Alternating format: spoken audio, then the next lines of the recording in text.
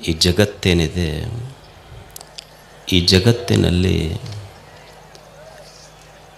ಒಂದು ವಿಶೇಷತೆ ಕಂಡು ಬರ್ತದೆ. ಆ ವಿಶೇಷತೆ ಏನಂದ್ರೆ,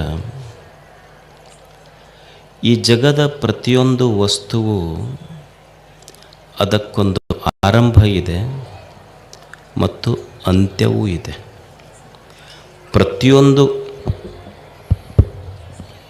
ಪ್ರತಿಯೊಂದು ವಸ್ತುವಿಗೂ ಆರಂಭ ಇದೆ, ಅಂತ್ಯವೂ ಇದೆ.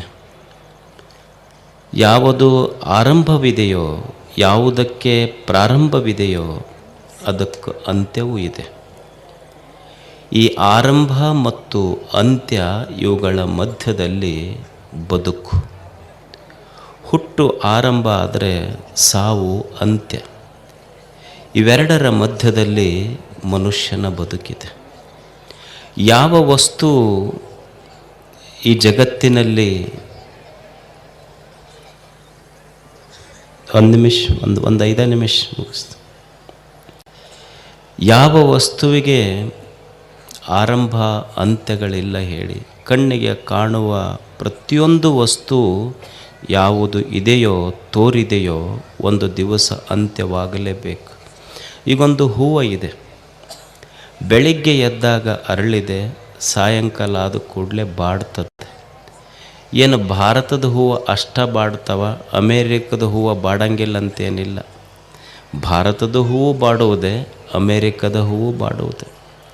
ಈಗ ನಮ್ಮದೊಂದು ದೇಹ ಇದೆ, ತಾಯಿಯ ಗರ್ಭದಿಂದ ಈ ಭೂಮಿಗೆ ಬಂದಿದೆ, ಮತ್ತೊಂದು ದಿವಸ ಈ ಭೂಮಿಯನ್ನು ಬಿಟ್ಟು ಹೋಗ್ತದೆ, ಅಂತ್ಯ ಆಗ್ತದೆ. ಇದಕ್ಕೆ ಅದೇನಾದರೂ ನಮ್ಮ ಕೈಯಲ್ಲಿದೆನಾ? ನನಗೆ ವಯಸ್ಸಾಗಬಾರ್ದಪ್ಪ ಅಂತ ನಾ ಅಂದ್ಕೊಂಡ್ರು ನಮ್ಮ ಯಾರು ಇಚ್ಛೆ ಅದ ಹೇಳಿ?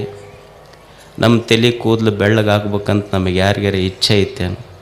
ನಾವೆಷ್ಟು ಬಣ್ಣ ಹಚ್ಕೊಂಡು ಪ್ರಯತ್ನ ಮಾಡಿದ್ರು ಅದು ಬಣ್ಣ ಅಂತೈತಿ. ನಾವು ಹೋದ ಮೇಲೆ ನಿನ್ನ ಬಣ್ಣ ಬಯಲಾಗತ್ತಂತ ಅಂತಿರ್ತೈತದು. ಅಂದ್ರೆ ನಮ್ಮ ಕೈಯೊಳಗೆ ಐತೇನದು? ನನಗೆ ಮುಪ್ಪಾಗಬಾರ್ದು, ತಡೆ ಹಿಡಿಬೇಕನ್ನೋದೇನಾದರೂ ನನ್ನ ಕೈಯಲ್ಲಿದೇನಾ? ನಾವು ಎಷ್ಟು ಮುಖಕ್ಕೆ ಮೇಕಪ್ ಮಾಡಿಕೊಂಡು ಹೊರಗೆ ಹೋಗ್ತೀವಿ, ನನಗೆ ಒಟ್ಟು ರಿಂಕಲ್ ಕಾಣಬಾರ್ದು ಯಾರಿಗೆ ಹೊರಗೆ ಹೋದ್ರೆ. ನನ್ನ ಮುಖದ ಮೇಲಿನ ರಿಂಕಲ್ ಕಾಣಬಾರ್ದು, ನನಗೆ ಯಾರು ಅಂಕಲ್ ಅನ್ನಬಾರ್ದು. ಅಂದ್ರೆ ಇನ್ನೂ ಟ್ವಿಂಕಲ್ ಟ್ವಿಂಕಲ್ ಹಾಡ್ಬೇಕನ್ನೋ ಇವ. ಅಂದ್ರೆ ನನ್ನ ಮುಖದ ಮೇಲಿನ ರಿಂಕಲ್ಲ ಕಾಣಬಾರ್ದು. ಸಾಧ್ಯ ಐತೇನಿದು? ಎಷ್ಟು ನೀವು ಪಾರ್ಲರ್ಗೆ ಹೋದರೂ ಅಷ್ಟೇ, ಇನ್ನೊಂದಕ್ಕೆ ಹೋದರೂ ಅಷ್ಟೇ, ಅದು ಬಾಡುವುದೇ ಅದು ಅಷ್ಟೆ. ಅಂದ್ರೆ ಅರಳಿದ ಹೂವು ಬಾಡ್ತೈತಿ, ಆದಿ ಅಂತ್ಯಗಳ ಮಧ್ಯದೊಳಗಿದೆ. ಹುಟ್ಟಿದ ದೇಹವು ಸಹಿತ ಒಂದು ದಿವಸ ಬಾಡಿ ಹೋಗ್ತದೆ. ಈ ಸತ್ಯ ನಮಗೆ ಗೊತ್ತಿರಬೇಕಷ್ಟೆ. ಕಾಲ ಕ್ರೀಡತೆ ಗಚ್ಚತ್ಯಾಯು ದಿನಮಪಿ ರಜನಿ ಸಾಯಂ ಪ್ರಾತಃ.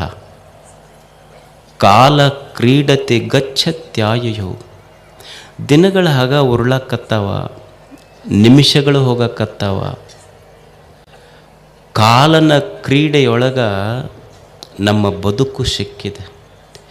ಈ ಕಾಲನ ಆಟಕ್ಕೆ ನಮ್ಮ ಆಯುಷ್ಯ ಸರಿತಾ ಇದೆ. ಇಲ್ಲಿ ಯಾವುದು ಖಾಯಮಾಗಿ ಉಳಿದಿದೆ ಹೇಳಿ? ಏನು ನನ್ನ ಹ್ಯಾಪಿ ಬರ್ತ್ಡೇ ಅಂತ ತಿಳ್ಕೊಂಡು ಬಲೂನ್ ಕಟ್ಟಿ ಸೆಲೆಬ್ರೇಷನ್ ಮಾಡ್ತಿರ್ತೀವಿ, ಹ್ಯಾಪಿ ಬರ್ತ್ಡೇ ಅಂತ. ಕಟ್ಟಿದ ಬಲೂನನ್ನ ಹೇಳ್ತಿರ್ತೈತಿ, ಅವನು ಹುಟ್ಟು ಹಬ್ಬದ ದಿವಸನ ಹೇಳ್ತೈತಿ. ಈಗ ನಾ ಯಾವಾಗ ಟಬ್ ಅಂತೀನಿ ಗೊತ್ತಿಲ್ಲ, ನೀನು ಯಾವಾಗ ಟಬ್.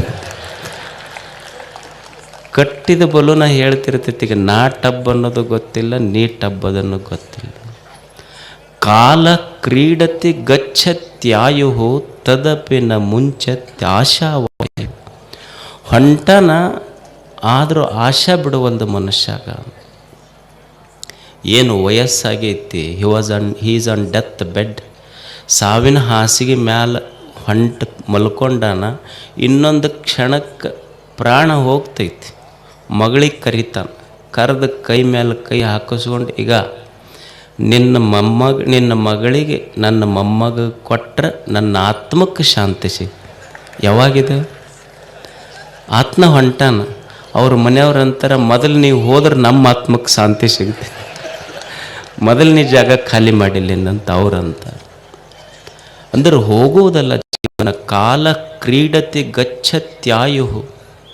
ಬಾಲ್ಯದೊಳಗೆ ಹಣ್ಣಂದು ಹೋತು, ಯೌವನದೊಳಗೆ ಹೆಣ್ಣಂದು ಹೋತು, ಮುಪ್ಪಿನೊಳಗೆ ಮಣ್ಣಂದು ಮಣ್ಣಾಗ ಹೋಗಿಬಿಟ್ಟುತ್ತೆ ಜೀವನ. ಅಷ್ಟೇ, ಇಷ್ಟರೊಳಗೆ ಮುಗಿತೈತಿ.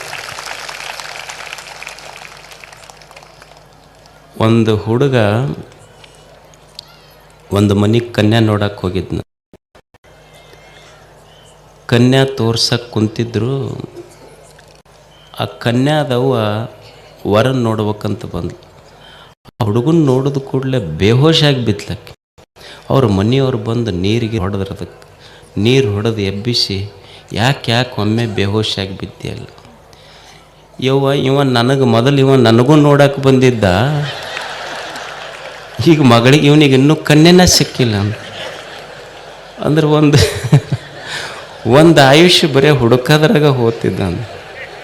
ಯಾವಾಗ ಜೀವನ ಕಟ್ಟವಪ್ಪ ಇದು? ಕಟ್ಟುವುದು ಯಾವಾಗ ಜೀವನ? ಅಂದ್ರೆ ಒಂದು ಆಯುಷ್ಯ ಇದಕ್ಕೆ ಹೋದ ಜೀವನ ಕಟ್ಟುವುದು ಯಾವಾಗ?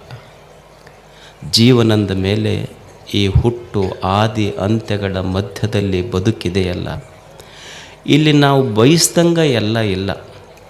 ನನಗೆ ಈ ವ್ಯಕ್ತಿ ಹಿಡಿಸೋದು ನನ್ನ ಎದುರು ಕಣ್ಣು ಮುಚ್ಚಿಕೊಂಡು ನಡೆಯೋಕ್ಕಾಗತ್ತೇನೋ? ಜನ ಇಂತಿಂಥ ಶಬ್ದಗಳು ನನಗೆ ಮಾತಾಡ್ತಾರೆ, ಇವರು ಮಾತಾಡಬಾರ್ದಂತ ಕಿವಿ ಮುಚ್ಚಿಕೊಂಡು ಬದುಕಲಿಕ್ಕಾಗ್ತೈತೇನೋ? ಕಣ್ಣು ಮುಚ್ಚಿಕೊಂಡು ಬದುಕಲಿಕ್ಕಾಗೋದಿಲ್ಲ. ನಮಗೆ ಬೇಡಾದ ವ್ಯಕ್ತಿಗಳು ನಮ್ಮ ಕಣ್ಣ ಮುಂದೆ ಬರೋರೆ. ಕಿವಿ ಮುಚ್ಚಿಕೊಂಡು ಬದುಕಲಿಕ್ಕಾಗೋದಿಲ್ಲ. ನಮ್ಮ ಬೇಡಾದ ಶಬ್ದಗಳು ನಮ್ಮ ಕಿವಿಗಳಲ್ಲಿ ಬೀಳುವುದೇ.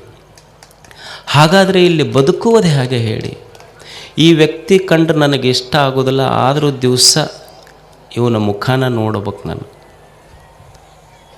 ಈ ವ್ಯಕ್ತಿಯ ಶಬ್ದಗಳು ನನ್ನ ಕಿವಿಯೊಳಗೆ ಬಿದ್ದರೆ ನನಗೆ ಇಷ್ಟ ಆಗೋದಿಲ್ಲ, ಆದರೂ ಕೇಳಬೇಕಲ್ಲ, ಕಿವಿ ಮುಚ್ಚಿಕೊಂಡಿರಲಿಕ್ಕಾಗ್ತೈತೇನು? ಈ ದೇಶದ ಋಷಿಗಳು ಒಂದು ಸುಂದರ ಸಂಶೋಧನೆ ಮಾಡಿದ್ರು. ಹೆಂಗೆ ಬದುಕೋದು, ಬದುಕನ್ನು ಕಟ್ಟುವುದು ಹೆಂಗೆ? ಕಲಿಲಸ್ಯ ಮಧ್ಯೆ ಅನಾದ್ಯನಂತ ರೂಪಂ ವಿಶ್ವಸ್ಯ ದೃಷ್ಟಾರಮನಂತ ರೂಪಂ. ಕಲಿಲಸ್ಯ ಮಧ್ಯೆ ಅನಾದ್ಯನಂತಂ ವಿಶ್ವಸ್ಯ ದೃಷ್ಟಾರಮನಂತ ರೂಪಂ. ಈ ಜಗತ್ತಂದ ಮೇಲೆ ಇಲ್ಲಿ ತಿಪ್ಪಿಯೂ ಇರ್ತೈತಿ, ಹೂವನೂ ಇರ್ತೈತಿ. ಈ ಕೊಪ್ಪಳ, ನೀವು ಈ ಊರಿಗೆ ಬರ್ಬೇಕಾದ್ರೆ ಊರು ಮುಂದೆ ನಿಮಗೆ ತಿಪ್ಪಿನೂ ಕಾಣ್ತೈತಿ, ಹೂವನೂ ಕಾಣ್ತೈತಿ. ಈ ಊರು ಬಿಟ್ಟು ಹೋಗುವಾಗ ಈ ಊರಿನ ತಿಪ್ಪಿ ಪ್ರಚಾರ ಮಾಡಬಾರ್ದು, ಈ ಊರಿನ ಹೂವು ಪ್ರಚಾರ ಮಾಡ್ಕೊತ ಹೋಗ್ಬೇಕು ಮನುಷ್ಯ. ಇದು ಕಲಿಲಸ್ಯ ಮಧ್ಯ ಅನಾದ್ಯನಂತಂ. ಒಂದಿಷ್ಟು ರಾಡಿ ಇರುವುದೇ ಜಗತ್ತಂದ ಮೇಲೆ. ಇದರೊಳಗೆ ಮಾಡೋದು ಹೆಂಗಂದ್ರೆ, ಈಗ ತುಂಗಭದ್ರಾ ನದಿ ಇರ್ತೈತಿ. ತುಂಗಭದ್ರಾ ನದಿ ಮಳೆಗಾಲದೊಳಗೆ ಹರಿತೈತಲ್ಲ, ರಾಡಿ ತುಂಬಿ ಬರ್ತೈತಿ. ಈ ತುಂಗಭದ್ರಾ ನದಿಯೊಳಗೆ ರಾಡಿ ನೀರು ಬಂದೈತೆ ಅಂತ ತಿಳ್ಕೊಂಡು ಇಡೀ ಈ ತುಂಗಭದ್ರಾ ನದಿಗೆ ಫಿಲ್ಟರ್ ಮಾಡೋಕ್ಕಾಗತ್ತೆ? ತುಂಗಭದ್ರಾ ನದಿ ತುಂಬ ರಾಡಿ ಐತೆ ಅಂತ ತಿಳ್ಕೊಂಡು ತುಂಗಭದ್ರಾ ನದಿ ಫಿಲ್ಟರ್ ಮಾಡೋಕ್ಕಾಗೋದಿಲ್ಲ. ನನಗೆ ಎಷ್ಟು ಬೇಕೋ ಅಷ್ಟು ಕಾಶಿ ಆರಿಸಿ ಸೋಸಿ ಕುಡ್ಕೊಂಡ್ರೆ ಸಾಕು, ನನ್ನ ಆರೋಗ್ಯವಾಗಿರುತ್ತೆ. ನಾನು ಅಷ್ಟು ಅದನ್ನು ಕಲಿಯೋದಿಲ್ಲ. ಏನು ಜಾಲಿ ಗಿಡ ಮುಳ್ಳು ಚುಚ್ಚತೈತಿ, ಕೆಟ್ಟೈತೆ ಅಂತ ತಿಳ್ಕೊಂಡು ಕೊಡ್ಲಿ ತೊಗೊಂಡು ಎಲ್ಲೆಲ್ಲಿ ಜಾಲಿ ಬೆಳೆದೈತಿ ಅಲ್ಲೆಲ್ಲಿ ಹೋಗಿ ಕಡ್ಕೊಂತ ಹೋದ್ರೆ ಜೀವನ ನಿಲ್ತೈತೇನು ಹೇಳಿ? ನಾವು ಮಾಡಬೇಕಾದದ್ದು ಏನು ಈ ಜಗತ್ತಿನಲ್ಲಿ ಅಂದರೆ, ಎಲ್ಲೆಲ್ಲಿ ಜಾಲಿ ಐತಿ ಅಲ್ಲೆಲ್ಲಿ ಕಡ್ಕೊಂತ ಹೋಗೋದಲ್ಲ. ನನ್ನ ದಾರಿಯೊಳಗೆ ಎಷ್ಟು ಮುಳ್ಳೈತಿ ಅದನ್ನು ತೆಗೆದು ಬದುಕುವುದನ್ನು ಕಲಿಬೇಕು. ಇದು ಜೀವನದ ಸಾರ್ಥಕತೆ ಅಷ್ಟೆ. ಕತ್ತಲೆ ಇದೆ. ಕತ್ತಲೆಯನ್ನು ನಾವು ಎಷ್ಟು ಬೈದರೆ ಕತ್ತಲೆ ಹೋಗ್ತದೆ ಹೇಳಿ? ಕತ್ತಲೆಯನ್ನು ಬೈಯುವುದರಿಂದ ಕತ್ತಲೆ ಹೋಗ್ತದೆ? ಕತ್ತಲೆಯನ್ನು ಬಡಿಯುವುದರಿಂದ ಕತ್ತಲೆ ಹೋಗ್ತದೆ? ನೀವು ಕತ್ತಲೆಯನ್ನು ಒಂದು ಕೋಣೆಯಲ್ಲಿ ಹಾಕಿಡ್ರಿ, ಕತ್ತಲೆ ಹೋಗ್ತದೇನೆ ಹೇಳಿ? ಕತ್ತಲೆ ಹೋಗಬೇಕಾದ್ರೆ ಏನು ಮಾಡಬೇಕು? Darkness does not exist. ಕತ್ತಲೆ ಅಂದರೆ ಏನಲ್ಲ, ಅದು ಬೆಳಕಿನ ಅಭಾವ ಅಷ್ಟೆ. ಕತ್ತಲೆಯನ್ನು ಬೈದ್ರೆ ಹೋಗೋದಿಲ್ಲ, ಕತ್ತಲೆಯನ್ನು ಬಡಿದ್ರೆ ಹೋಗೋದಿಲ್ಲ, ಕತ್ತಲೆಯನ್ನು ಕೋಣೆಯಲ್ಲಿ ಹಾಕಿಡ್ಲಿಕ್ಕಾಗೋದಿಲ್ಲ. ಕತ್ತಲೆಯನ್ನು ಬೈಯುವುದಕ್ಕಿಂತ ಕತ್ತಲೆ ಹೋಗಬೇಕಾಗಿದ್ದರೆ ಏನೂ ಮಾಡಬೇಕಾಗಿಲ್ಲ, ಸುಮ್ಮನೆ ಒಂದು ದೀಪ ಹಚ್ಚು, ಬೆಳಕಿತ್ತು ಅಂದರೆ ಕತ್ತಲೆ ತಾನೇ ಹೋಗ್ತದಷ್ಟೆ. Instead of cursing the darkness just light a lamp. ಸುಮ್ಮನೆ ದೀಪ ಹಚ್ಕೊಂತ ಹೋಗೋದಷ್ಟೆ. ಅಂದರೆ ಕೆಟ್ಟದರ ಮಧ್ಯದೊಳಗೆ ಒಂದಿಷ್ಟು ಸತ್ಯವನ್ನು, ದಿವ್ಯತೆಯನ್ನು, ಒಳ್ಳೆಯದನ್ನು ಕಾಣುವ ಕಣ್ಣ ನಮಗೆ ಬೇಕಾಗ್ತದೆ. ಕಲಿಲಸ್ಯ ಮಧ್ಯೆ, ಇದು ಜಗತ್ತಂದ್ರೆ ಒಂದಿಷ್ಟು ಕೆಟ್ಟದ್ದು, ಕೆಟ್ಟ ಶಬ್ದಗಳು, ಕೆಟ್ಟ ವ್ಯಕ್ತಿಗಳು ನಮ್ಮ ಮಧ್ಯದೊಳಗೆ ಇದ್ದಾಗೂ ಸಹಿತ ಒಳ್ಳೆಯದನ್ನು ಕಲಿಬೇಕಷ್ಟೆ. ಸಾಕ್ರೆಟಿಸ್ ಅಂತಿದ್ದ, ಸಾಕ್ರೆಟಿಸ್ ಅವನಿಗೆ ಯುವಕರಿಗೆ ದಾರಿ ತಪ್ಪಿಸ್ತಾನಂತ ತಿಳ್ಕೊಂಡು ಅವನಿಗೆ ವಿಷ ಕೊಟ್ಟರು, hemlock. It was a slow poison. ಸಾವಕಾಶವಾಗಿ ಸಾವು ಬರ್ತಿತ್ತು ಅದಕ್ಕೆ. ಅವನಿಗೆ ಗೊತ್ತಿತ್ತು ನನಗೆ ಸಾವು ನಿಶ್ಚಯ ಆಗೈತೆ ಅಂತ ತಿಳ್ಕೊಂಡು. ಆದರೆ ಅವನ ಶಿಷ್ಯರೆಲ್ಲ ಅಳುತ್ತಿದ್ರು. ಇವ ನಕ್ಕೊಂತಿದ್ದ ಸಾಕ್ರೆಟಿಸ್, ತತ್ವಜ್ಞಾನಿ, ದೊಡ್ಡ ಜ್ಞಾನಿ ಮನುಷ್ಯ. ಆವಾಗ ಶಿಷ್ಯರು ಕೇಳ್ತಾರೆ ಸಾಕ್ರೆಟಿಸನಿಗಲ್ಲ, ನಿಮಗೆ ಸಾವು ಬರ್ತೈತಂತ ಗೊತ್ತಿದ್ದು ನಮಗೆ ದುಃಖ ಆಗೈತಿ, ನೀವು ಯಾಕಂದ್ರೆ ಅಗಲಿ ಹೋಗ್ತೀರಿ, ನೀವು ನೋಡಿದ್ರೆ ನಗಾಕತ್ತೀರಲ್ಲ ಅಂತ. ನೀವ್ಯಾಕೆ ನಗಾಕತ್ತೀರಿ ಅಂತ ಕೇಳಿದಾಗ ಸಾಕ್ರೆಟಿಸ್ ಅಂತಾನೆ, ನಾನು ಜೀವನವನ್ನು ಅತ್ಯಂತ ಸುಂದರವಾಗಿ ಅನುಭವಿಸಿದ್ದೇನೆ. ಇವತ್ತು ನಾ ಯಾಕೆ ನಗಾಕತ್ತೀನಿ ಅಂದ್ರೆ, today I am going to understand death when I am alive. ನನಗೆ ಯಾಕೆ ಅಷ್ಟು ಅತ್ಯಂತ ಸಾವು ಗೊತ್ತಿದ್ದರೂ ನನಗೆ ಸಂತೋಷವಾಗಿ ಯಾಕಿದ್ದೀನಂದ್ರೆ, ನಾ ಜೀವಂತಿದ್ದಾಗ ಸಾವು ಅಂದ್ರೆ ಏನಂತ ತಿಳ್ಕೊಳ್ಳುವ ಪ್ರಯತ್ನ ನನ್ನ ಜೀವನದೊಳಗೆ ನಡೆದೈತಲ್ಲ, ಅದಕ್ಕೆ ನಾ ಖುಷಿಯಾದೀನಿ. ಅಂದ್ರೆ ಸಾವಿನ ಮಧ್ಯದೊಳಗೂ ಎಷ್ಟು ಉತ್ಸಾಹದ ಬದುಕು. ನಮಗೆ ಯಾರೋ ಒಬ್ಬರು ಪ್ರಳಯ 100 ವರ್ಷ ಬಿಟ್ಟು ಆಗ್ತೈತಿ ಅಂದ್ರೆ ಇಲ್ಲೇ ಚಳಿ ಜ್ವರ ಬಂದಿರ್ತಾವೆ ನಮಗೆ. ಸಾವಿನ ಎದುರಿನಲ್ಲಿಯೂ ಸಹಿತ ಸಂತೋಷದ ಬದುಕನ್ನು ಕಟ್ಟುವ ಬಗೆ ಎಷ್ಟು ಅದ್ಭುತ ಇತ್ತು ಹೇಳಿ. ಒಂದು ದಾರಿ ಇತ್ತು, ಆ ದಾರಿಯೊಳಗೊಂದು ಸಣ್ಣ ಸಸಿ ಬೆಳೆದಿತ್ತು. ಒಬ್ಬ ಮನುಷ್ಯ ಆ ಸಸಿಯನ್ನು ತುಳಿದು ಹೋಗಿ ಒಂದು 15 ದಿವಸ ಆದಮೇಲೆ ಮತ್ತೆ ಅದ ದಾರಿ ಹಿಡ್ಕೊಂಡು ಬರ್ತಿದ್ದ. ಯಾವ ಸಸಿಯನ್ನು ಮನುಷ್ಯ ತುಳಿದಿದ್ನಲ್ಲ, ಆ ಸಸಿ ಸ್ವಲ್ಪ ಎತ್ತರ ಬೆಳೆದು ಅದರಾಗೊಂದು ಹೂವು ಬಂದಿತ್ತು. ಆ ಹೂವು ಸಸಿ ಮನುಷ್ಯನಿಗೆ ಹೇಳ್ತೈತಿ, ಈಗ ನನ್ನೊಳಗೊಂದು ಹೂವು ಐತಿ ನೋಡಿ, ತೊಗೊಂಡು ಹೋಗು ಅಂತ. ನಿನ್ನ ಮನೆಯ ಜಗಲಿಯ ಮೇಲಿಟ್ಟರೆ ನಿನ್ನ ಮನೆ ಸುಗಂಧಿತ ಆಗ್ತೈತಿ. ಭೂಮಿ ತಾಯಿ ಆ ಸಸಿಗಂತಳ, ಅಲ್ಲ ಮೊನ್ನೆರೆ ನೀ ಇಷ್ಟ ಬೆಳೆದಿದ್ದಿ, ನಿನಗೆ ಮತ್ತು ತುಳಿದು ಹೋಗ್ಯಾನ, ಮತ್ತು ಇವನಿಗೆ ತುಳಿದವನಿಗೆ ಹೂವು ಕೊಡಾಕತ್ತಿಯಲ್ಲಿ ನೀನು. ಅವಾಗ ಸಸಿ ಅಂತೈತಿ, ಇಲ್ಲ ಯಾರು ಬೆಳೀತಾರ ಬೆಳೆದವನ್ನೆಲ್ಲ ತುಳಿಯೋದ ಮನುಷ್ಯರ ಚಾಳಿ, ಇದೇನು ಹೊಸದಲ್ಲ ಅವ್ರದ್ದು. ಯಾರು ಬೆಳೀತಾರ ಬೆಳೆದವ್ರನ್ನೆಲ್ಲ ತುಳಿಯೋದವ್ರದ್ದು ಚಾಳಿ, ಇದು ಹಳೇದಿದು. ಅವ್ರ ಕಾಲ, ಅವ್ರ ಜಾತಿನ ಹಂಗೈತದು ಅಂತ. ಅವಾಗ ಭೂಮಿ ಅಂತಳಲ್ಲ, ಮತ್ತು ಅಷ್ಟು ತುಳಿದವ್ರಿಗೆ ಯಾಕೆ ನೀನು ಹೂವು ಕೊಡಾಕತ್ತಿ ಅಂತ. ಅವಾಗ ಸಸಿ ಅಂತದ, ಭೂಮಿ ತಾಯಿ, ತುಳಿದವ್ರನ್ನೆಲ್ಲ ತಲೆಯಾಗಿ ಇಟ್ಟುಕೊಂಡಿದ್ದರೆ ನನ್ನ ಹೃದಯದೊಳಗಿಂದ ಹೂವು ಹೆಂಗೆ ಅರಳತಿತ್ತು ಹೇಳು, ಸಾಧ್ಯ ಇರ್ತಿರಲಿಲ್ಲ. ಹಾಗೆ ಏನು ಕೆಟ್ಟದ್ದದ ಅದನ್ನೊಂದು ಸ್ವಲ್ಪ ಮರೆತು ಒಂದು ಸುಂದರವಾದ ಬದುಕನ್ನು ಕಟ್ಟಿಕೊಂಡು ಬದುಕೋದು ಮನುಷ್ಯ. ಈಗ ನಿಮ್ಮ ಮನೆ ಹಿತ್ತಲ್ದಾಗ ಒಂದು ತೆಂಗಿನ ಗಿಡ ಹಚ್ಚಿರ್ತೀರಿ. ನೀ ತೆಂಗಿನ ಗಿಡಕ್ಕೇನು ಸಕ್ಕರೆ ನೀರು ಹಾಕಿರ್ತೀರಿ ಏನದಕ್ಕೆ? ಏನೂ ಇಲ್ಲ. ಆಶ್ಚರ್ಯ ಏನು ಅಂದ್ರೆ, ನೀವು ಜಳಕ ಮಾಡಿದ ರಾಡಿ ನೀರು ಕುಡಿದ ತೆಂಗಿನ ಗಿಡ ನಿಮಗೆ ಕೊಟ್ಟಿದ್ದು, ನೀವು ಕೊಟ್ಟಿದ್ದು ರಾಡಿ ನೀರ, ತೆಂಗಿನ ಗಿಡ ನಿಮಗೂ ಕೊಟ್ಟಿದ್ದು ತಿಳಿ ನೀರ. ಇದು ಚಲೋ ಜೀವನ ಕಟ್ಟಿಕೊಳ್ಳೋದು ಹೆಂಗ? ಕಲಿಲಸ್ಯ ಮಧ್ಯೆ, ಒಂದು ಕೆಟ್ಟದರ ಮಧ್ಯದೊಳಗೂ ಸಹಿತ ಮನುಷ್ಯ ಒಳ್ಳೆಯದನ್ನು ಕಟ್ಟಿಕೊಳ್ಳೋದು ಕಲಿಬೇಕು. ಮಸ್ತ್ ಇರ್ಬೇಕು ಮನುಷ್ಯ. ಜೀವನದ ಮೇಲೆ ಮಸ್ತ್ ಬದುಕೋದು, ಸ್ವಚ್ಛ ಬದುಕೋದು, ಸ್ವಸ್ಥ ಬದುಕೋದು, ಮಸ್ತ್ ಬದುಕೋದು, ಇವು ಮೂರು ನೆನಪಿಟ್ಕೊಂಡವ್ರಿ. ಏನು ಹೆಂಗೆ ಬದುಕೋದು? ಸ್ವಚ್ಛ ಬದುಕಬೇಕು. ಮೊದಲು ದಿವಸ ಜಳಕ ಮಾಡ್ಬೇಕು, ತಿಂಗಳಿಗೊಮ್ಮೆ ಮಾಡೋದಲ್ಲ. ಮತ್ತು ಸ್ವಚ್ಛ ಬದುಕೋದು, ಸ್ವಸ್ಥ ಬದುಕೋದು. ಸ್ವಸ್ಥ ಅಂದ್ರೆ ಆರೋಗ್ಯ. ಖಾದರವ್ರು ಮಾತಾಡಿದ್ರಲ್ಲ ನಿಮಗೆ, ಸ್ವಸ್ಥ ಬದುಕೋದು, ಮಸ್ತ್ ಬದುಕೋದು, ಮತ್ತು ಸುಸ್ತಾಗಿ ಬದುಕೋದಲ್ಲ ನಾ ಹೇಳೋದು. ಸ್ವಚ್ಛ ಬದುಕಬೇಕು. ನಮ್ಮ ಊರು ಸ್ವಚ್ಛ ಇರಬೇಕು, ನಮ್ಮ ಮೈ ಸ್ವಚ್ಛ ಇರಬೇಕು, ನಮ್ಮ ಮನಸ್ಸು ಸ್ವಚ್ಛ ಇರಬೇಕು. ಸ್ವಚ್ಛತೆಯ ಮಧ್ಯದೊಳಗೆ ಬದುಕಬೇಕು. ನೀವೆಲ್ಲ ಜಾತ್ರೆ ಪೇಪರ್ ಹಾಳಿ ಎಲ್ಲ ಒಗೆದು ಹೋಗಿರ್ತೀರಿ. ನೀವು ಬೆಳಗ್ಗೆ ಎದ್ದು ಕೂಡಲೇ ನೋಡ್ರಿ 6:00 ಬಂದ್ರೆ ನಿಮ್ಮ ಮನೆ ಇರೋದಿಲ್ಲ, ಅಷ್ಟು ಇಡೀ ಗ್ರೌಂಡ್ ಸ್ವಚ್ಛ ಇರ್ತೈತಿ. ಇದು ಸ್ವಚ್ಛ ಜಾತ್ರೆ. ಸ್ವಚ್ಛತೆಯನ್ನು ಕಲಿಯುವುದಷ್ಟೆ, ಸ್ವಚ್ಛವಾಗಿರ್ಬೇಕು. ಏನು ಗವಿಸಿದ್ದಪ್ಪಜ್ಜನ ಗುಡಿ ಮೇಲೆ, ಗವಿಸಿದ್ದಪ್ಪಜ್ಜನ ಗೋಪುರಕ್ಕೆ ಬಂಗಾರದ ಕಳಸ ಕೊಡಿಸ್ದವನು ಭಾಳ ದೊಡ್ಡ ಭಕ್ತಿ ಅಂತಲ್ಲ. ದಾಸೋಗದೊಳಗೆ ಉಂಡವನು ಮುಸುರಿ ಬಳದ ಸ್ವಚ್ಛ ಮಾಡಿದವನ ಭಕ್ತಿ ಅದಕ್ಕಿಂತ ದೊಡ್ಡ. ಬಿದ್ದ ಪೇಪರ್ ತೆಗೆದು ಆರಿಸದ ಡಸ್ಟ್ಬಿನ್ನಿಗೆ ಹಾಕದವನ ಭಕ್ತಿ ಅದಕ್ಕಿಂತಲೂ ದೊಡ್ಡ. ಸ್ವಚ್ಛ ಇರಬೇಕು ಮನುಷ್ಯ. ಸ್ವಚ್ಛತೆ ಜೀವನದಲ್ಲಿ ಬಹಳ ಮುಖ್ಯ. ಸ್ವಸ್ಥ ಇರಬೇಕು. ಆರೋಗ್ಯದ ಬಗ್ಗೆ ನೀವು ಕೇಳಿದ್ರಿಲ್ಲ. ಯಾರು ಶ್ರೀಮಂತರು ಅಂದ್ರೆ 10 ಸಕ್ರೆ ಕಾರ್ಖಾನೆ ಹಾಕ್ಯಾನ, ಅಧ್ಯಕ್ಷದನ. ಬೆಳಿಗ್ಗೆ ಎದ್ದು ಕೂಡಲೇ ಬರೀ ಹಾಗಲಕಾಯಿ ರಸ ಕುಡಿಬೇಕವ. 10 ಶುಗರ್ ಫ್ಯಾಕ್ಟ್ರಿ ಮಾಲೀಕ. ಶುಗರ್ ಐತಿ, ಏನು ಮಾಡೋದು? ಅವ ಶ್ರೀಮಂತ ಅಲ್ಲ. ಏನು ಮನ್ಯಾಗ ನೋಟಿನ ಪೆಂಡಿನೇ ಒಟ್ಟ್ಯಾನ. ಮನ್ಯಾಗ ಟ್ರೆಜರಿ ಒಳಗೆ ನೋಟಿನ ಕಟ್ಟಿದ್ದವ ಶ್ರೀಮಂತ ಅಲ್ಲ. ದುಡ್ಯಾಕ ಕೈಕಾಲು ಗಟ್ಟಿದ್ದವ್ರ ನಿಜವಾದ ಶ್ರೀಮಂತರಷ್ಟ. ಆರೋಗ್ಯ ಚಲೋ ಇರಬೇಕು, ಸ್ವಚ್ಛ ಇರಬೇಕು, ಸ್ವಸ್ಥ ಇರಬೇಕು, ಮಸ್ತ್ ಇರ್ಬೇಕು. ಮತ್ತು ಏನು ಸಂಸಾರ ಅಂದಮೇಲೆ ಸ್ವಲ್ಪ ಹೆಚ್ಚ ಕಡಿಮೆ ಆಗೋದೆ. ಇದಕ್ಕೆ ಜೀವನ್ಮುಕ್ತಾವಸ್ಥೆ ಅಂತಾರೆ. ಏನು ಅಂದ್ರೆ ನಿನ್ನೇನಾಯ್ತು ಆಯ್ತು, ನಿನ್ನೆ ಕಳೆದು ಹೋಗೈತಿ. Past is dead. ನಿನ್ನೆ ಅನ್ನೋದು ಘಟಿಸಿಬಿಟ್ಟೈತೆ. ನಾವು ಹಿಂದಿಂದ ಬಹಳ ನೆನಪಿಸ್ಕೊಂಡು ತಲೆ ಕಡಿಸ್ಕೊತೀವಿ. ಬರಲಿರದ ನಾಳೆಗಾಗಿ ಕಲ್ಪಿಸ್ಕೊಂಡು ದುಃಖ ಪಡ್ತೀವಿ, ಭಯ ಪಡ್ತೀವಿ.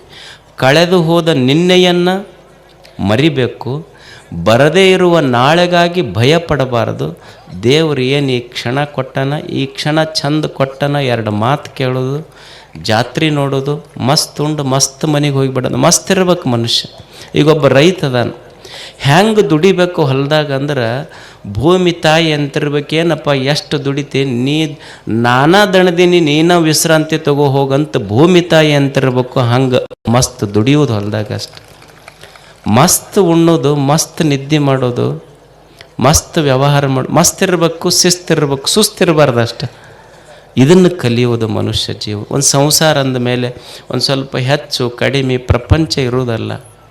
ಏನು ಮನೆ ಜಗಳ ತಂದು ಬಜಾರಕ್ಕೆ ನಿಂತರೆ ಹೆಂಗೆ ನಡೀತೈತೆ ಹೇಳಿ. ಮೊದಲು ಹೊಸದಾಗಿ ಈ ಕನ್ಯಾ ಫಿಕ್ಸ್ ಆಗಿರ್ತೈತೆ ನೋಡ್ರಿ, ಫಿಕ್ಸ್ ಆಗಿತ್ತು. ಇವ ಫೋನ್ ಹಚ್ತಿದ್ದು ನಾನು, ಆಕೆ ಒಟ್ಟ ಫೋನ್ ಎತ್ತಿದ್ದಿಲ್ಲ. ಇವನು ಫೋನ್ ಎತ್ತಲಾರ್ದಕ್ಕೆ ಜಗಳ ಆಡ್ತಿದ್ನಂತೆ. ನೀವು ಮಾತಾಡೋದ ಇಲ್ಲ ನನ್ನ ಕೂಡ, ನೀವು ಮಾತಾಡೋದ ಇಲ್ಲ ನನ್ನ ಕೂಡ. ಆಮೇಲೆ 1 ವರ್ಷ ಆತು ಮದುವೆಯಾಗಿ. ಆದ ಕೂಡಲೇ ಅಲ್ಲಿ ಹೆಂಡತಿಗೆ ಹಿಂದೆ ಕುಂದಿರ್ಸ್ಕೊಂಡು ಹೊಂಟಿದ್ದ. ಹಂಪ್ಸಿಗೆ ಹೆಗರಿ ಬಿದ್ಲಕ್ಕಿ. ಇವನ ಬೀಳ್ಸಿದ್ನು, ಏನು ಅದು ಬಿತ್ತೋಗ. ಬಿದ್ದ ಕೂಡಲೇ ದವಾಖಾನೆಗೆ ತೊಗೊಂಡು ಹೋದ. ಡಾಕ್ಟ್ರ್ ಹೇಳಿದ್ರು, ಇಲ್ಲಪ್ಪ ಹಂಪ್ಸಿನ ಮೇಲೆ ಬಿದ್ದಾಳ, ತುಟಿಗೆ ಗಾಯ ಆಗೈತಿ, ಮ್ಯಾಲಿನ ತುಟಿಗೆ ಗಾಯ ಆಗೈತಿ. ಸರ್ ಏನು ಮಾಡ್ಬೇಕು? ಇಲ್ಲ, ಅದು ಮ್ಯಾಲಿನ ತುಟಿ ಹರಿದೈತಿ, ಹೊಲಿಗೆ ಹಾಕ್ಬೇಕು ಅದಕ್ಕೆ. ಸರ್ ಕೈ ಮುಗಿತಿ ನಿಮಗೆ, 2 ಕೂಡಿಸಿ ಹೊಲಿದು ಬಿಟ್ರಿ. ಅದಕ್ಕೆ ಹೊಲೆಯವ್ರು ಹೊಲಿತೀರಿ, 2 ಕೂಡಿಸಿ ಹೊಲಿದು ಬಿಟ್ರಿ ಅದಕ್ಕೆ. ಹಿಂಗಾದ್ರೆ ಹೆಂಗೆ ಸಂಸಾರ? ಒಂದು ಹೆಚ್ಚ ಕಡಿಮೆ ಇದರ ಮಧ್ಯದೊಳಗನೆ ಇದು ಇರೋದ, ಇದು ಮುಗಿಯೋದಲ್ಲಿದು. ಭಾಳ ಮಂದಿ ಬರ್ತಿರ್ತಾರೆ, ಯಪ್ಪ ಇದ್ರ ಕಾಲಾಗ ಸಾಕಾಗೈತಿ. ಯಾವಾಗ? 60 ವರ್ಷಕ್ಕೆ. ಇಷ್ಟು ದಿವಸ ತಿಳಿಲಿಲ್ಲ ನಿನಗೆ, ಉಳ್ದಾವ ಎಷ್ಟು ದಿವಸ ಈಗ ನಿನಗೆ? ತಿದ್ದಿರೆ ಏನು ಮಾಡವ? ತಿದ್ದಕ್ಕೆ ಹೋದ್ರೆ ಆಗೋದ ಬಿಡೋದ? ಎಷ್ಟು ದಿವಸ ಕೊಟ್ಟಾನ ಅಷ್ಟು ಚಂದ ಶಿಸ್ತಾಗಿ ಬದುಕಿ ಹೋಗಿ ಬಿಡೋದಷ್ಟು. ಸ್ವಚ್ಛ ಇರಬೇಕು, ಸ್ವಸ್ಥ ಇರಬೇಕು, ಮಸ್ತ್ ಇರಬೇಕು. ಇಷ್ಟಿದ್ಕೊಂಡು ಹೋದ್ರೆ ಇಡೀ ಜೀವನವೇ ಒಂದು ಜಾತ್ರೆ ಆಗ್ತೈತೆ ಅಷ್ಟೇ. ಜಾತ್ರೆ ಅಂದ್ರೆ ವರ್ಷಕ್ಕೊಂಬರೋದಲ್ಲ, ಪ್ರತಿನಿತ್ಯವೂ ನಿತ್ಯೋತ್ಸವ ಆಗಬೇಕು. ಅದು ಜೀವನದ ಜಾತ್ರೆ, ಅದು ಅಷ್ಟೆ. ಹಾಗೆ ಅಂಥ ಒಂದು ಸುಂದರ ಬದುಕನ್ನು ಕಟ್ಟಿಕೊಳ್ಳುವುದಕ್ಕಾಗಿಯೇ ಇಲ್ಲಿ ಹಲವು ಜನ ಯತಿಗಳು, ವಿದ್ವಾಂಸರು, ಕಲಾವಿದರು ಎಲ್ಲೆಲ್ಲಿಯವರು ಬಂದಾರ ನೋಡ್ರಿ. ನಿಮಗೆಲ್ಲ ಭೇಟಿ ಆಗ್ಲಿಕ್ಕೆ ನಿಮ್ಮನ್ನು ನೋಡ್ಬೇಕು ಅನ್ನಿಸ್ತೈತೆ ಅವ್ರಿಗೆ. ಯಾಕಂದ್ರೆ ಇಷ್ಟು ಚಲೋ ಜನ, ಇಷ್ಟು ಲಕ್ಷ ಮಂದಿ ಕೂಡಿರಪ್ಪ. ನಿನ್ನೆ 8ರಿಂದ 10 ಲಕ್ಷ ಮಂದಿ ಕೂಡ್ಯಾರಂತಾರೆ. ಓಣ್ಯಾಗ 2 ಕಟ್ಟಿ ಮೇಲೆ ಕುಂತ್ರೆ ಹೊಡೆಪೆಟ್ಟಾಕೈತಿ. ಇಲ್ಲಿ 10 ಲಕ್ಷ ಮಂದಿ ಸೇರಿದ್ರು ಎಷ್ಟು ಶಾಂತ ಕುಂತಿರಲ್ಲ. ಇದು ನಿಜವಾದ ಭಾರತ, ಇದು ಅಷ್ಟೆ. ನಿಮಗಿಷ್ಟು ಹೊಗಳ್ಕೊಂತಿದ್ರು ಸುಮ್ಮಿರವ್ರು ನೀವು.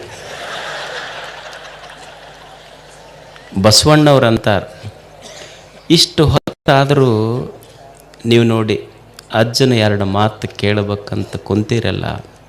ಒಬ್ಬ ಸನ್ಯಾಸಿಗೆ, ಒಬ್ಬ ಸ್ವಾಮಿಗೆ ಇದಕ್ಕಿಂತ ದೊಡ್ಡ ಶ್ರೇಯಸ್ಸೇ ಯಾವುದು?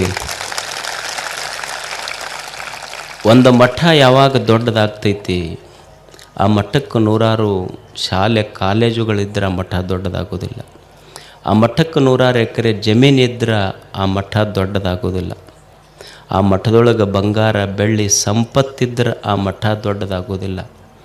ಮಠದ ಸ್ವಾಮೀಜಿ ಯಾವಾಗ ದೊಡ್ಡವರಾಗ್ತಾರಂದ್ರೆ, ನಿಮ್ಮಂಥ ಭಕ್ತರು ನನ್ನಂಥ ಒಬ್ಬ ಸಣ್ಣ ಮನುಷ್ಯನಿಗೆ ನಿಮ್ಮ ಹೃದಯದೊಳಗೆ ಜಾಗ ಕೊಟ್ಟಿರಲ್ಲ, ಅದು ಭಾಳ ದೊಡ್ಡದಷ್ಟೆ. ಇದು ಎಲ್ಲ ನಿಮ್ಮ ಪ್ರೇರಣೆಯಿಂದ ನಡೆದಿದ್ದು. ಇಷ್ಟು ಜನ ಇಷ್ಟು ಹೊತ್ತಾದರೂ ಶಾಂತ ರೀತಿಯಿಂದ ಮನೆ ಮರೆತು ಕುಂತೀರಿ ನೀವು. ಹೋಗಬೇಕಂತ ಲಕ್ಷ್ಯ ಬರುವಲ್ದು. ಮನೆ ಮರೆತು ಇಲ್ಲಿ ಕುಂತೀರಿ ನೀವು. ಈಗ ಎಲೆಕ್ಷನ್ ಬರ್ತಾವೆ ನೋಡ್ರಿ, ಹಿಂಗೆ ಏನರ ಕೂಡಕ್ಕೆ ಸಾಧ್ಯ ಐತೇನು? ನೀವು ಹೆಂಗೆ ಕುಂತೀರಿ ನೋಡ್ರಿ. ಯಾಕಂದ್ರೆ ನೀವು ತಂದವರಲ್ಲ, ಇಲ್ಲಿ ಭಕ್ತಿಯಿಂದ ಬಂದವರು, ಅದಕ್ಕೆ ಕುಂತೀರಿ. ಅವ್ರು ತಂದವರಲ್ಲ, ನೀವು ಭಕ್ತಿಯಿಂದ ಬಂದಿದ್ದಕ್ಕಾಗಿ ಇದು ನಡೆದಿದ್ದು. ಶರಣರಂತಾರೆ, ಬಸವಣ್ಣವ್ರಂತಾರೆ, ದೇವರೆಲ್ಲದಾನ ಮಾಡುವ ನೀಡುವ ಭಕ್ತನ ಕಂಡಡೆ ನಿಧಿ ನಿಧಾನವ ಕಂಡಂತಾಯಿತು. ಏನು ದೇವರು ಅಂದ್ರೆ ಬರೇ ಗುಡಿಯೊಳಗಂತಲ್ಲ, ಏನು ದುಡ್ದಾನ ಸಮಾಜಕ್ಕಾಗಿ ದುಡಿಯುವುದು, ದುಡಿದಿದ್ರೊಳಗೆ ಒಂದಿಷ್ಟು ಸಮಾಜಕ್ಕೆ ಹಂಚಿ ಸಂತೋಷ ಪಡುವ ಮನುಷ್ಯನ ಹೃದಯದೊಳಗೆ ದೇವರದಾನ. ಅವನ ಮುಖ ನೋಡಿದ್ರೆ ಸಾಕು, ಕೂಡಲ ಸಂಗಮನನ್ನು ನೋಡಿದಷ್ಟು ಸಂತೋಷ. ಈ ವಿಡಿಯೋ ನಿಮಗೆ ಇಷ್ಟವಾಗಿದ್ದರೆ ಲೈಕ್ ಮಾಡಿ, ಶೇರ್ ಮಾಡಿ. ಇನ್ನು ನಮ್ಮ